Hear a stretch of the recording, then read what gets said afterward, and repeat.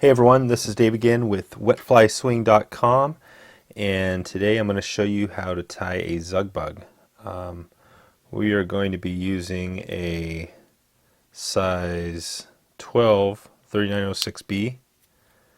We've got that in the vise here, and I'm going to start by getting our thread base here. Just using size 70 ultra thread, and I'm going to go back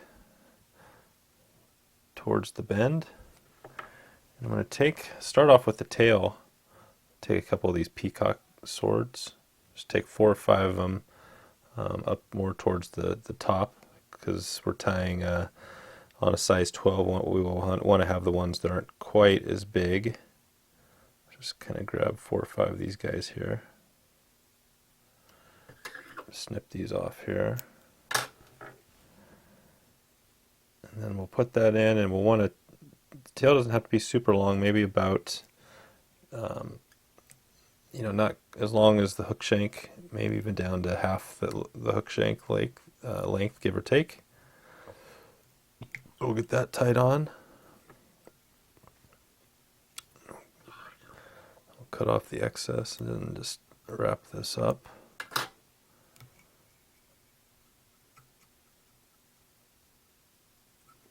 Start with a nice even body here. Then we're going to take a few different things you can use. This is a fairly small fly, so typically you want to use a rib in silver. Today we're just going to use some silver wire, and make sure I have the right stuff here.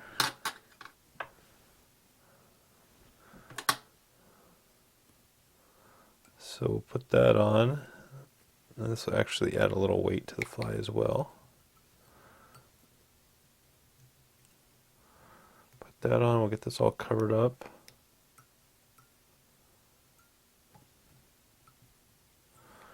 Then we'll take some peacock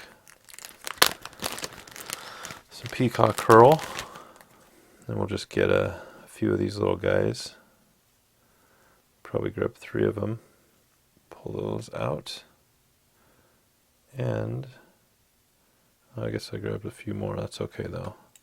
And we'll cut off the white ends, so we start off with a nice clean peacock here. Actually, I'm just going to take one off here. We'll go with 4. Then I'm going to tie this in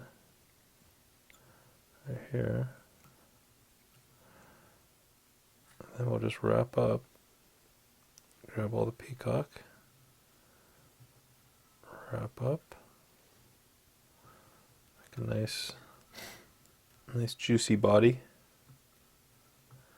When we finish up, we're going to make sure to leave ourselves some room up front.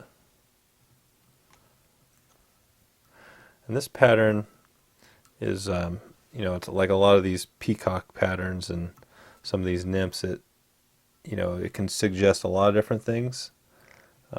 This one is another great pattern, and you talk about imitating a caddis, but this thing can imitate a little stonefly, all sorts of things. So now we're going to take our rib and we're going to go the opposite way. We're going to wrap. There we go. There's 2.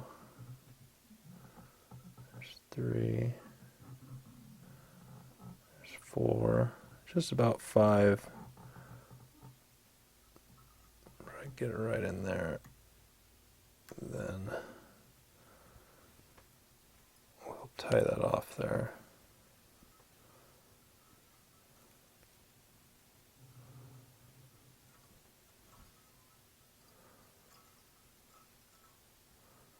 Then pull this up and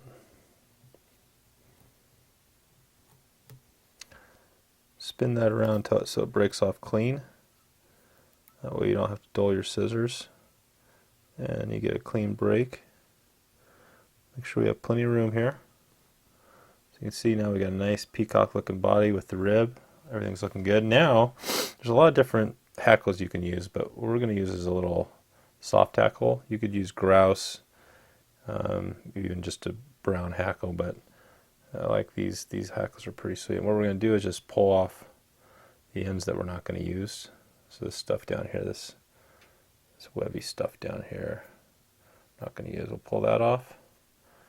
Then we're going to take right at the top and pull back so we can make a little anchor. See what we're left with is that's the hackle we're gonna be wrapping around the fly. Make a little anchor. I can just cut off the tip, so we got a little tie-in point, and when I tie this on, I'm going to tie it so it's bending this way. You see how it's bending flat or around, so when we wrap it, it'll sit. The hackle will sit nicely right on top. What we're going to do is get our hackle pliers and cut this excess off. Get our hackle pliers. You got to be gentle when you do this because this can break on you. I'm just going to wrap. You can see just pretty much 1 1/2. And as I'm doing this, I'm kind of pull back on it. Make sure you get it all. See it slip, but that's good because I didn't have it all the way situated. So I'm going to go back to this and go, as I wrap, I want to make sure to pull these back. There you go. See, that's better. You can see that one wrapped better. Just like that. And when I come around this last one, that's really pretty much 2. Tie that off right there. 2, 3. We're going to cut this guy off. Cut that off close. Then we can kind of wrap back over this. Do our 45 with our fingers. Get the 3 fingers over it so you can wrap back over it. Just like that. So now, a nice hackle. It's looking kind of cool and soft hackle-ish. Now we're going to take this mallard or teal flank. Take a little chunk of this. You want to strip off the lower part so you have a bare.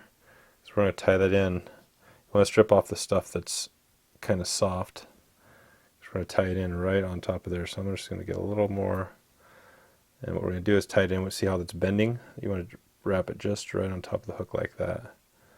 Take off a couple more just so it's even. And then I'll put that in right there. I'm just going to hold that right on top. Make sure it sits in there. We're going to tie right just where the feather starts. I'll try to cut this off close. I'm just going to do that. Then we'll just finish up the head. It's going to want to slide on you a little bit because it's slipping down, but we'll just do that. Do our whip finish.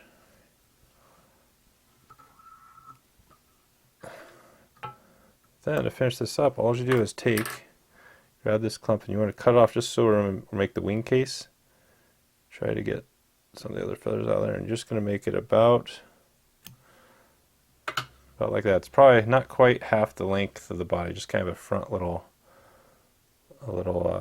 wing case, and you can see that's it.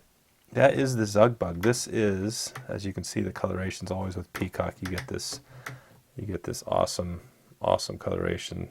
But that is a killer little pattern that dates back to the 1930s, and that one will catch fish, guaranteed. Little cool searching pattern. So, okay, that's all I have for you. If you have any questions, you can reach back out to me at Wetfly Swing, or check out the flytyingmentor.com if you want some additional materials or help there. And we'll look forward to seeing you guys soon. All right, have a good one.